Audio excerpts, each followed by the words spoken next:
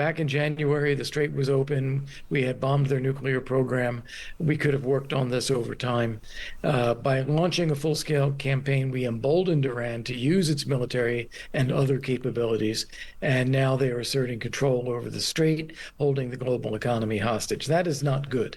But it's not over yet either. And my best guess is that President Trump is going to want to settle things down as best he can before the midterm elections and hope that there is as little impact as possible, given that it's already a bad situation for the Republicans. Yeah. Now, the Iran war, US airstrikes on Iran have gone into their 10th day. They've been targeting critical bridges and power plants as fears grow of a wider regional conflict. And Andy Burnham, he's appointed Ed Miliband, as we know, as Foreign Secretary. This move, it's already raised diplomatic eyebrows in Washington, apparently, given past clashes with the Trump administration. Kurt Volker is the former US ambassador to NATO and joins us now live on the line. Hello to you, Ambassador. Hi, John. How are you? It's good to have you here. Thank you for joining us. Just a quick one on Ed Miliband, the new British Foreign Secretary. Do you have a view on that? Well, I think the summary statement would be that Donald Trump has a very fond attitude toward the UK and a very critical attitude toward Labour. And Ed Miliband is the manifestation of that.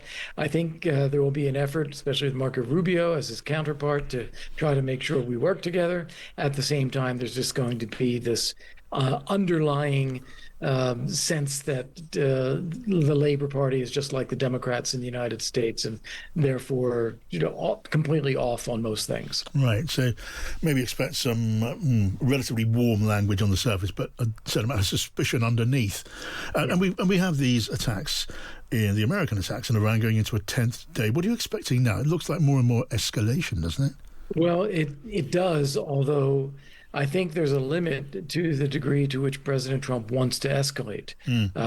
Ideally, what he wants is for this to settle down, let oil prices and gasoline prices go back down again, and get through the midterm elections.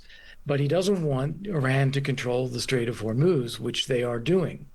And so he is having to ramp up attacks in order to try to punish the regime, to inflict pain, to get them to agree to reopen the strait, or in some cases to hit their ability to attack shipping around the strait, although it's going to be very, very difficult to have 100% success there. I think you can weaken them, but you can never get everything. Yeah, so he's stuck.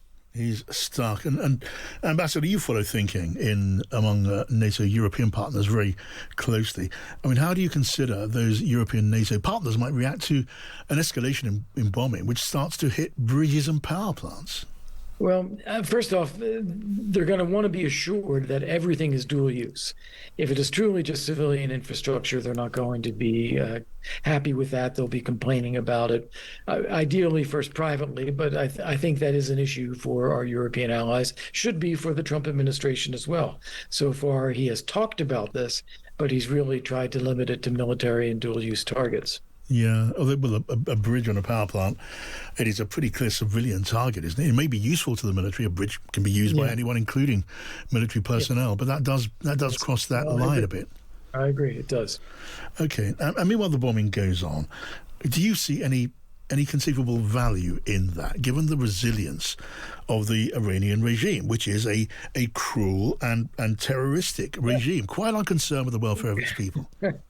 Right. Well, that's the problem here, is this regime is not going to change. In fact, we've had 47 years of Iranian theocracy and the Revolutionary Guard Corps. They are horrible to their own people. They want to wipe Israel off the map. They want to get a nuclear weapon. They support their terrorist proxies around the region. So it's awful, and it's not going to change. What we have done is start a war against them, but we don't have a strategy for how to win and how to eliminate the regime so that this is no longer a scourge on all of us anymore. Unfortunately, we're escalating and, as we just talked about, launching attacks, but I don't see them having any particular effect. Okay, now the president, as we speak, Ambassador, is hosting the Lebanese leader in the Oval Office in Washington. He was asked about Lebanon and Hezbollah. He had this to say. I would speak to Hezbollah, yeah.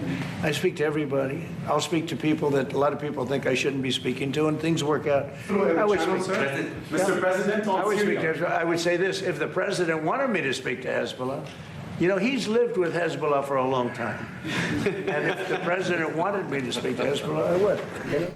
So the president of the USA saying he would talk to Hezbollah, which is an out-and-out terroristic organization. I just wonder what your immediate thought is on that. Well, I think he didn't quite realize what he was saying until he saw the reaction from the Lebanese president and then said, oh, right, yeah, they're a terrorist group that is trying to take down the very government that I'm speaking with right now.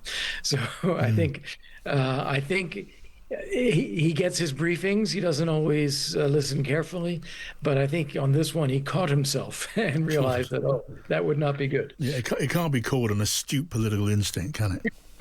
Not on this one. No. Are you one of those who would say, as boldly as this, that the war in Iran has become a strategic defeat for America? Too early to say. I think we have set ourselves back compared to having done nothing at all. So back in January, the Strait was open. We had bombed their nuclear program. We could have worked on this over time. By launching a full-scale campaign, we emboldened Iran to use its military and other capabilities. And now they are asserting control over the Strait, holding the global economy hostage. That is not good. But it's not over yet either. And my best guess is that President Trump is going to want to settle things down as best he can before the midterm elections and hope that there is as little impact as possible, given that it's already a bad situation for the Republicans. Yes, but of course there will be and is an impact happening now. It has hit the price of oil. It has again hit the markets, and the president is sensitive to these things, although he insists that he's not. He clearly is. Absolutely is. No, and the most sensitive indicator inside the United States is the price of gasoline. I think we have Ambassador Volker back. I'm going to finish, if I can, with this question, Ambassador. If you were advising directly our new Prime Minister, Andy Burnham, on U.S. relations with the White House and President Trump, what would you tell him? Well, I'd say, first off, don't be emotional. Don't just react to Donald Trump, who you are bound to have disagreements with, both on policy and style. Don't get dragged into that emotional response. Think about the world, think about what the right outcomes are and how you can talk with the United States and try to build partnerships with the United States to drive in that direction. Not easy, no guarantees. President Trump is President Trump. But every time people react negatively to him, he reacts negatively as well, and it spirals downward. All right. Pleasure as always to talk to you, Ambassador. Thank you. My pleasure. That is Kurt Volker, the former US Ambassador to NATO.